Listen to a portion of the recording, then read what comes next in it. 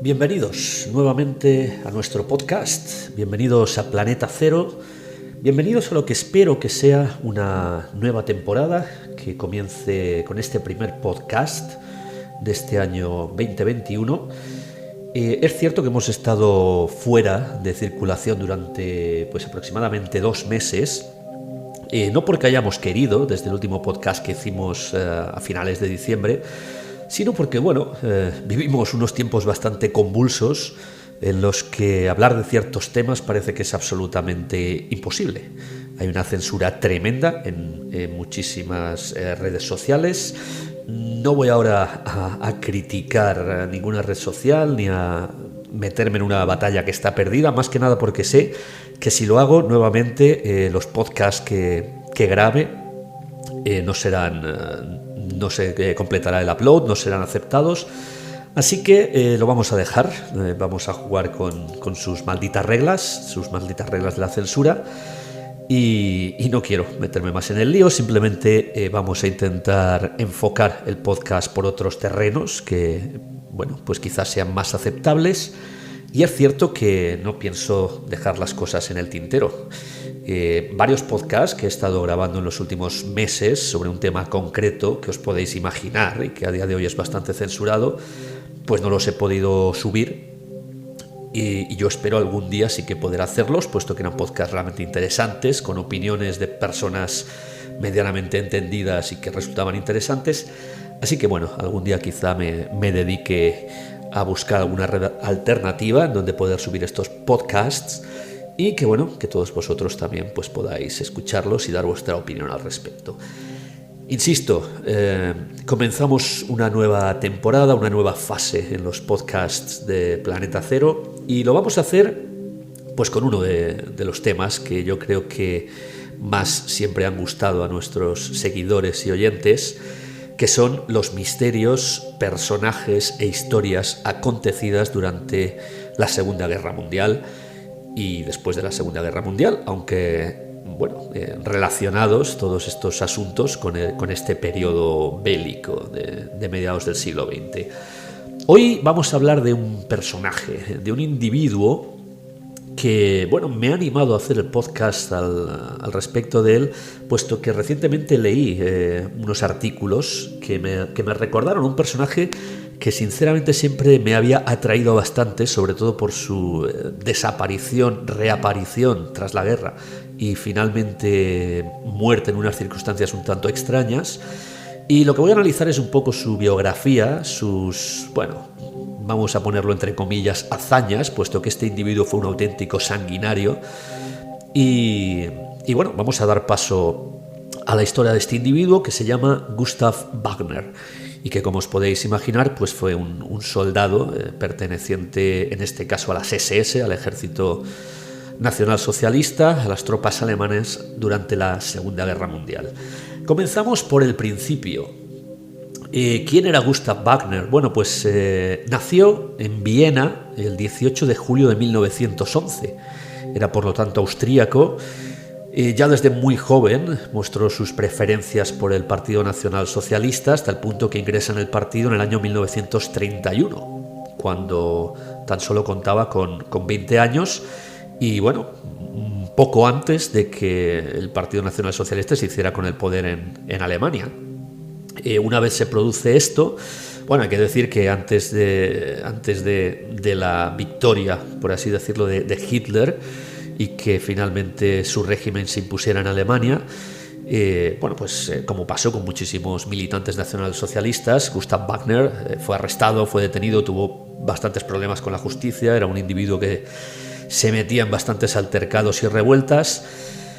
Finalmente decide viajar a Alemania a mediados de los años 30, dejar su Viena natal e ingresar ya a finales de la década en las SS. Hay que decir que Gustav Wagner debió de ser un individuo bastante disciplinado y preparado, puesto que su ascensión o su ascenso dentro del partido, dentro de las propias SS, fue realmente meteórico. En mayo de 1940, ya en plena Segunda Guerra Mundial, se le encomiendan labores administrativas dentro de un programa especial que tenía como nombre Acción T4. Este es un programa, no sé si habéis leído al respecto, habéis escuchado al respecto de este programa. Quizá algún día hagamos un podcast al respecto de esta Acción T4, que básicamente era un programa de eutanasia dirigido a personas con ciertas taras físicas y mentales en Alemania. Básicamente experimentar con ellos y finalmente pues deshacerse de ellos. Pues bien, Gustav Wagner estaba metido de lleno en este programa, y la experiencia que le dio el participar en Acción T4 hizo que en el momento en que se abrió un nuevo campo de prisioneros, o más bien un campo de exterminio, que era lo que era en este caso el campo de Sobibor, el campo al que me estoy refiriendo, pues allá fue encomendado, allá fue enviado Gustav Wagner. Así que en marzo de 1942, cuando comienzan a llegar prisioneros a este campo de Sobibor, ubicado en la zona más al este de Polonia, allá que se envía a Gustav Wagner y se le da un cargo bastante elevado. Va a ser el segundo al mando del campo tras el comandante en jefe del campo de exterminio, un tal Franz Stangl, que por cierto a partir de este momento se va a hacer prácticamente inseparable de Gustav Wagner.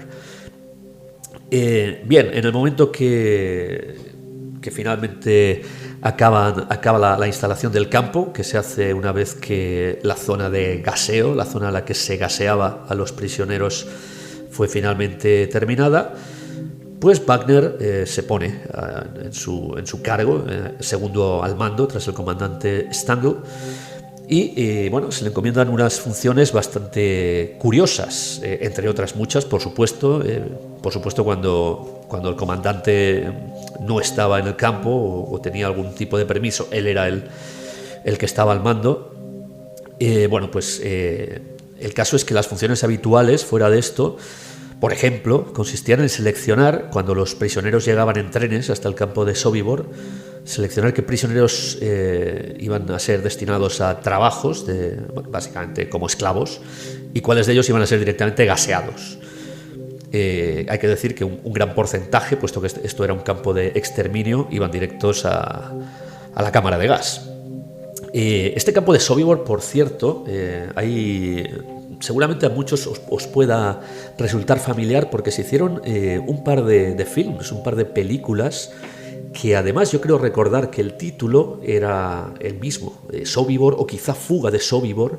Hay dos versiones, una versión de los años 80, con uno de los actores principales es Rutger Hauer, y luego una versión mucho más actual, del año, pues no sé si será en torno a 2010 aproximadamente, no estoy muy seguro, pero una versión mucho más moderna. Yo no sabría, la verdad es que he visionado las dos y no sabría cuál recomendaros. A mí me gustó más la versión primera, la de los años 80, aunque es cierto que en la última pues se desarrolla mucho más la historia, en muchos más medios. Yo os recomiendo que veáis las dos versiones. Cierto es que hay muchos puntos de la historia de Sobibor que quedan fuera. Está claro que cuando se hacen estos films, y sobre todo si se hacen solamente contando la historia desde un lado, pues hay muchas historias que van a quedar fuera, pero más o menos yo creo que se puede ver el ambiente de exterminio que había en Sobibor visionando estos films. Y por cierto, este personaje de Gustav Wagner pues es uno de los principales, lógicamente, y se puede apreciar en ambas películas la crueldad de este individuo. Insisto, una de sus funciones era directamente seleccionar qué prisioneros iban a trabajar como esclavos y cuáles iban directamente a ser exterminados. También es muy importante decir que Gustav Wagner era el supervisor de la rutina diaria de los prisioneros, con lo cual Era la persona dentro de los oficiales de alto rango que más en contacto estaba con los prisioneros. Prisioneros, por cierto, que lógicamente podéis imaginar, en su mayoría eran prisioneros judíos, aunque como en muchos casos sucedía con estos campos de exterminio o de trabajo, había también muchísimos prisioneros simplemente de ejércitos combatientes contra el bando nacionalsocialista.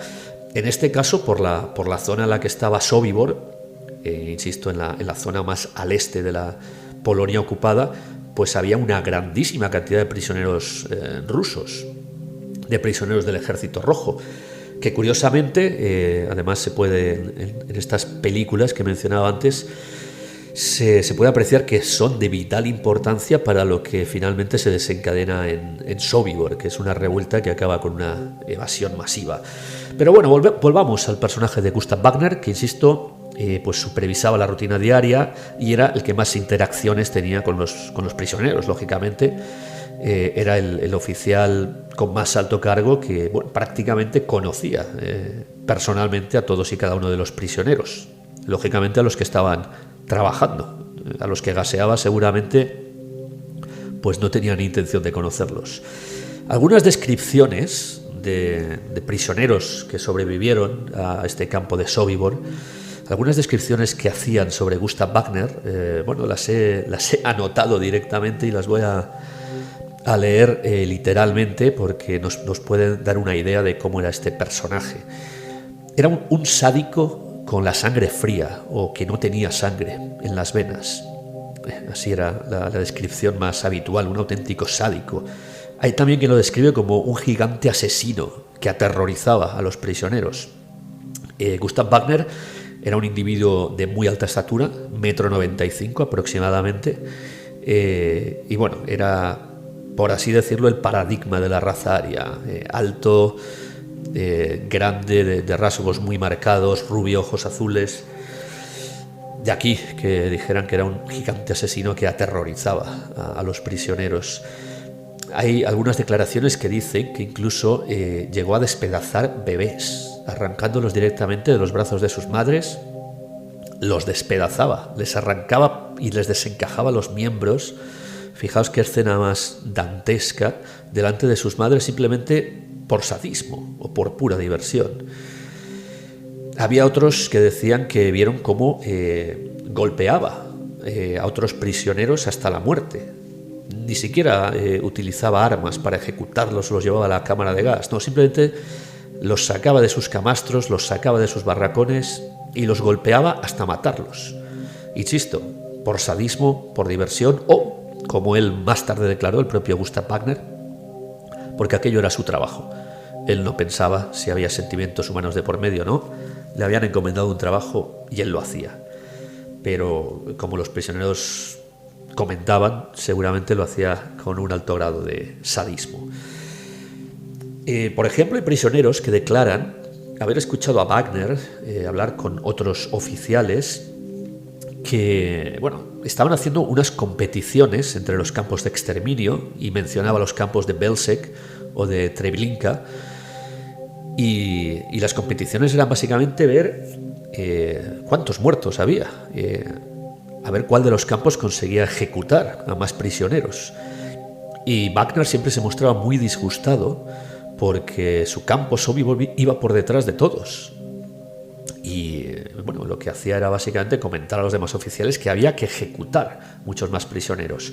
Se comenta, hay un número aproximado de muertes, aunque siempre fue muy difícil saber cuántos prisioneros murieron en Sobibor.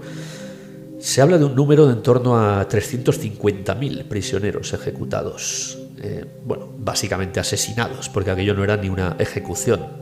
Eran básicamente meterlos como perros en una cámara de gas y allí morían. Eso los que no eran, insisto, golpeados hasta la muerte o despedazados por el propio Gustav Wagner.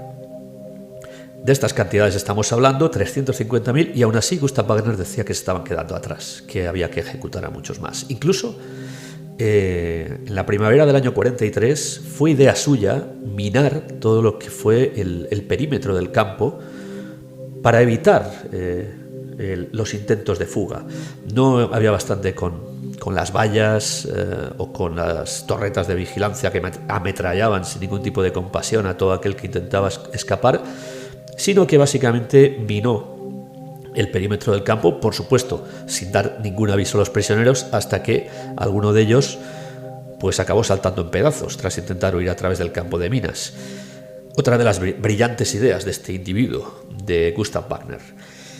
Bien, ¿cómo acaba la historia del campo de Sobibor? Pues la historia del campo de Sobibor, si algunos habéis, insisto, visionado estos films que os comentaba antes, o si habéis leído al respecto, este campo se hizo famoso por una revuelta que aconteció el 14 de octubre del año 1943.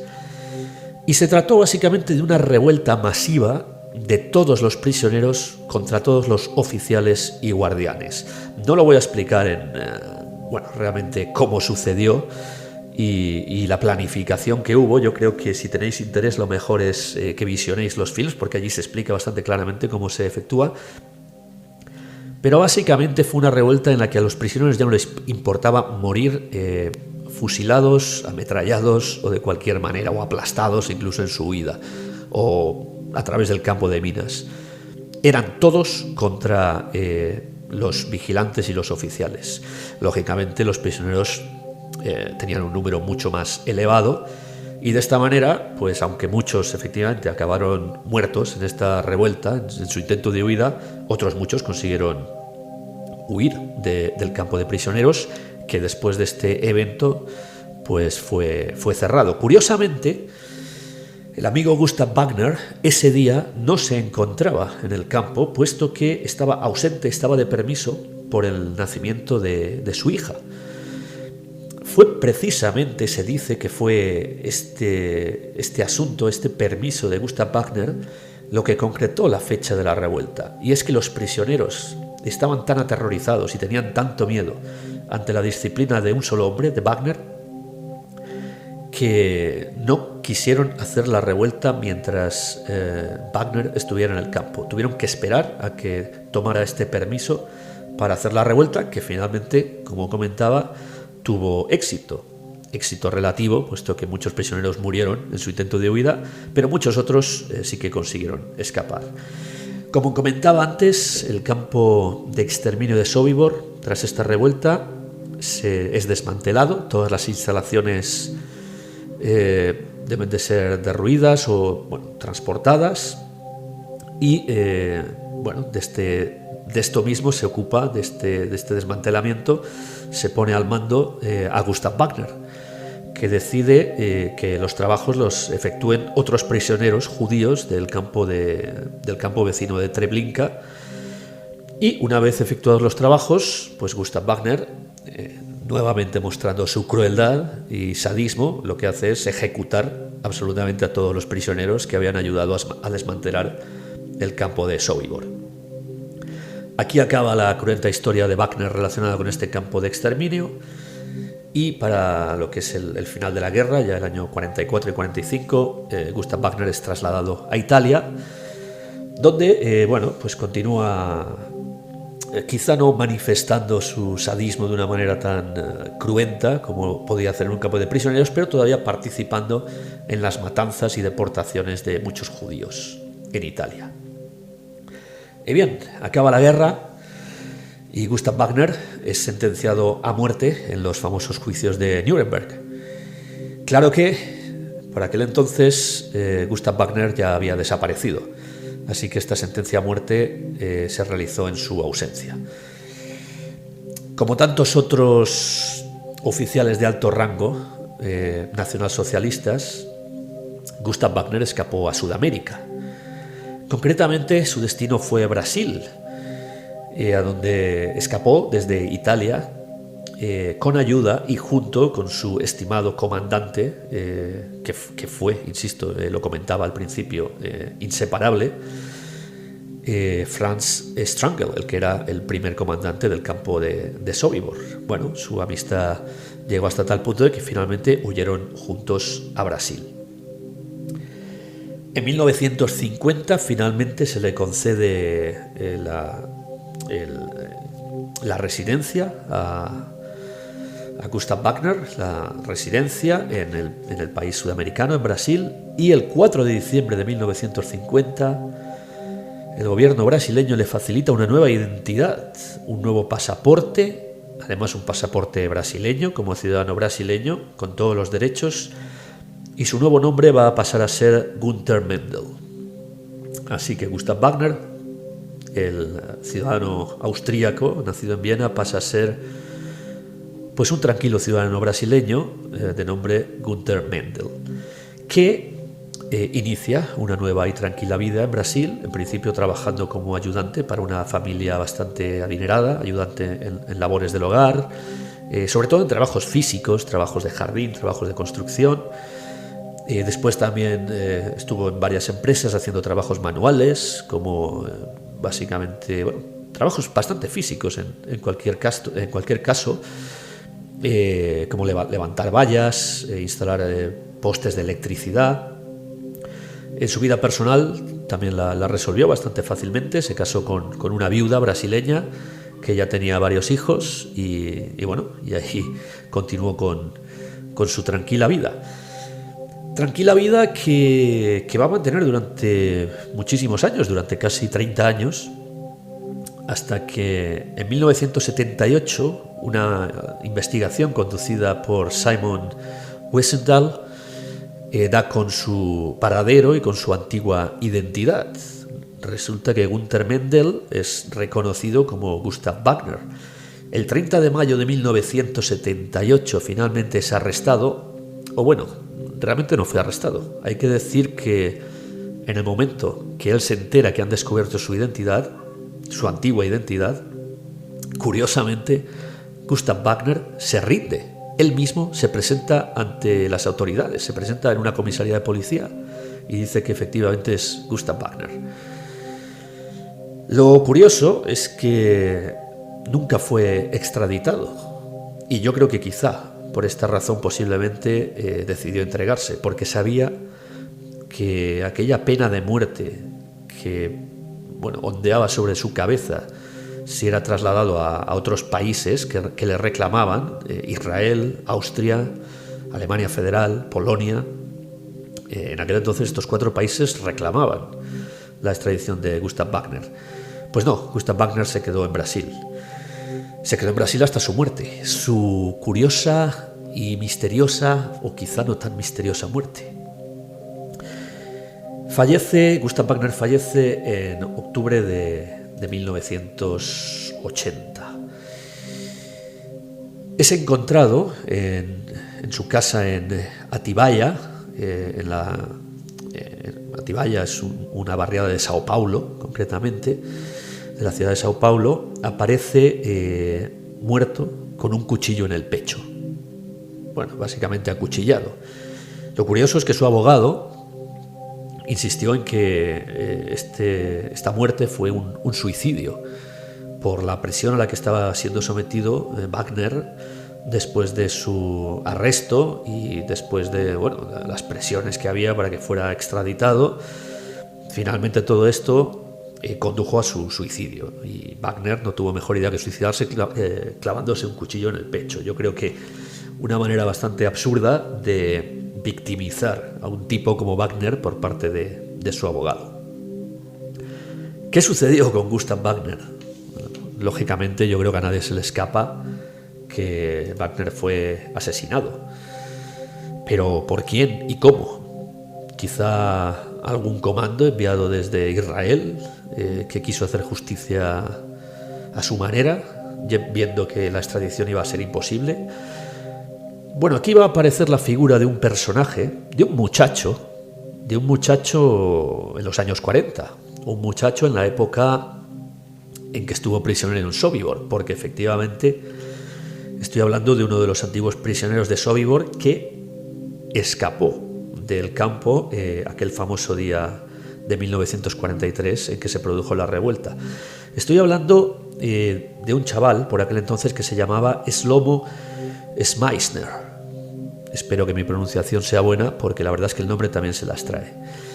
Pues bien, el amigo Shlomo, una vez que escapa de Sobibor intenta por todos los medios salir de Europa. Finalmente lo consigue, curiosamente ya cuando la guerra ha terminado, en 1947, y vaya qué casualidad que Shlomo acaba emigrando a Brasil. Casualidades del destino, que el encarcelado se volviera a ver de frente con sus carceleros. En 1967, tras 20 años estando en Brasil, y también esto es casualidad, se encuentra cara a cara con el comandante Franz Stragel, al cual lógicamente reconoce. Y finalmente, la persona que más le había torturado, golpeado y maltratado en el campo de Sobibor aparece en 1978 en una comisaría de Sao Paulo. Os recuerdo cuando Wagner se entrega a las autoridades en ese año de 1978, y las autoridades lo que piden es alguien que pueda reconocer su antigua identidad. Pues bien, ahí aparece Shlomo, que efectivamente da parte a las autoridades de que ese individuo que tienen arrestado no es Günther Mendel, el honorable ciudadano brasileño, sino el sádico oficial nacionalsocialista Gustav Wagner. ¿Qué sucede? Pues que las autoridades nunca extraditan a Wagner. Wagner vuelve a su casa, parece ser que a tener un final de vida bastante tranquilo. Y aunque es cierto que Shlomo Schmeissner nunca declaró haber asesinado a Gustav Wagner, sí que a partir del momento en el que queda libre, Shlomo inicia una auténtica persecución obsesiva hasta acabar con la vida de Gustav Wagner, que es, yo creo, lo más posible que sucediera, que el propio Shlomo finalmente, tras planear esta ejecución durante 2 años, finalmente entrara en la casa de Wagner y le clavara el cuchillo en el pecho. Y este fue el final del sádico Gustav Wagner. Muchos pensaréis, bueno, pues final que se tenía merecido, y qué mejor que lo asesinara uno de los personajes, ¿no?, a los que torturó y maltrató hasta el extremo en aquel campo de exterminio. Lo podemos ver de esa manera, pero también es cierto que Gustav Wagner, desde que escapó de Europa hasta su muerte en 1980, pues estamos hablando de que pasaron 35 años. 35 años en los que la verdad es que vivió bastante bien Gustav Wagner. Así que, bueno, aquí vamos a dejar la historia de este sádico Wagner. Fijaos las fechas, estoy hablando de 1911 a 1980. Murió con 69 años, o sea, murió ya a una cierta edad. En fin, no sé si podéis pensar, efectivamente, le llegó su merecido. Lo que pasa es que quizá le llegó un poco tarde. Bien, esta fue la historia de el personaje que os quería presentar, Gustav Wagner, y yo espero haber despertado un poco la curiosidad en todos vosotros, y que quizá pues os dediquéis a buscar más información sobre él y bueno, tal vez echarles un ojo a estos 2 films sobre el campo de prisioneros de Sobibor, donde el amigo Gustav Wagner descargó todo su sadismo durante el tiempo que estuvo, bueno, pues como segundo al mando del campo de prisioneros. Hasta aquí el programa de Planeta Cero de hoy. Espero que os haya gustado y espero que nos podamos ver pronto en un próximo podcast. Hasta entonces.